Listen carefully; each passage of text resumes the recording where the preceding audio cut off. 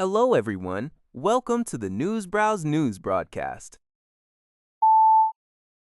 According to Al Jazeera, Syria's first parliament in the post-Assad era has officially taken shape, marking a significant milestone in the country's political transition. The new 210-member legislature is scheduled to hold its inaugural meeting on Monday to swear in its members and elect a presidential council. The Assembly's formation follows the release of a list of 70 lawmakers directly appointed by interim President Ahmed al-Sharaa, who is permitted to appoint one-third of the parliament. Al-Sharaah's selections have bolstered minority representation, including several Kurdish members from the Hasakah governorate, and increased the total number of women in the legislature to 22. This new parliament, which will serve a 30-month term, is tasked with drafting a new elections law to pave the way for a future popular vote. Bashar al-Assad was ousted in December 2024 after over 13 years of civil war, ending decades of iron-fisted family rule. A small aircraft identified as a B-12PP crashed into Beijing's iconic 109-story CITIC Tower last Friday, resulting in 1 fatality and 13 injuries. According to metro.co.uk, the incident occurred within a restricted no-fly zone near the Communist Party's heavily guarded headquarters. Despite the gravity of the event, Chinese authorities have remained largely silent, providing only a brief 60-word report. Reports indicate that the government has actively scrubbed the incident from the national internet, removing videos and photos of the skyscraper from social media platforms. Aviation sources have also suggested that personnel were instructed not to discuss the crash.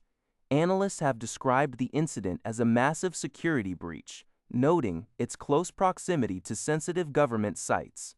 As the world awaits a formal explanation, the local district authorities have confirmed that an investigation is underway, though the identity of the pilot has not been released.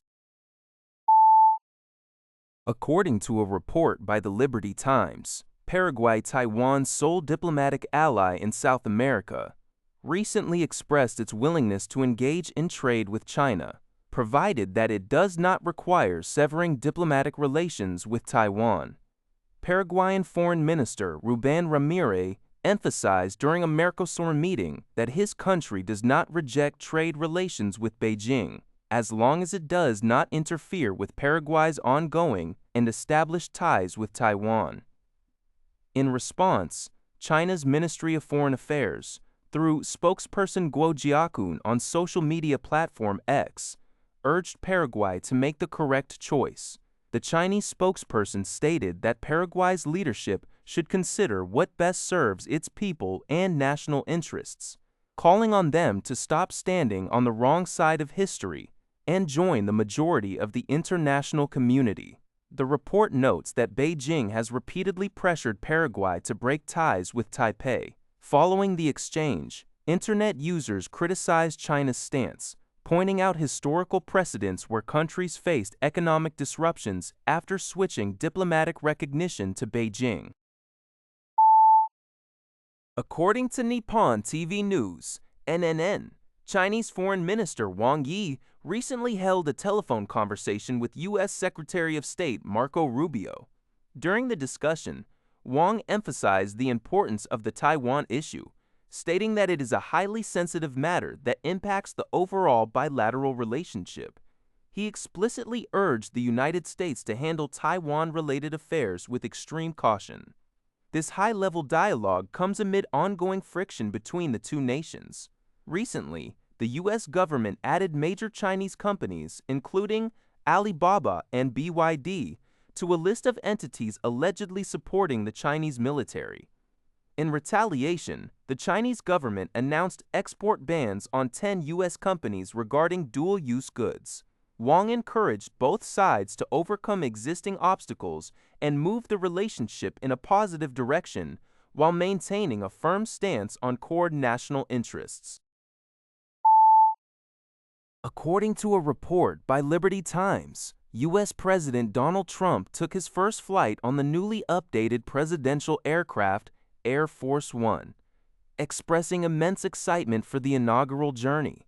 Before departing from Joint Base Andrews near Washington, D.C., for North Dakota, the 80-year-old president thanked Qatar for gifting the luxurious, highly modified Boeing 747-8 jet.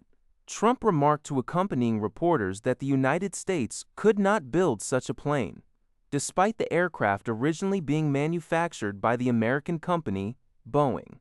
Trump traveled to North Dakota to attend the celebration of the 250th anniversary of the founding of the United States, held at the Theodore Roosevelt Presidential Library. However, the lavish gift has not been without controversy. Critics have raised significant ethical, constitutional, and security concerns regarding a foreign power donating a state-of-the-art aircraft valued at hundreds of millions of dollars to the American presidency. That's all for this video. Thank you for watching. See you in the next video.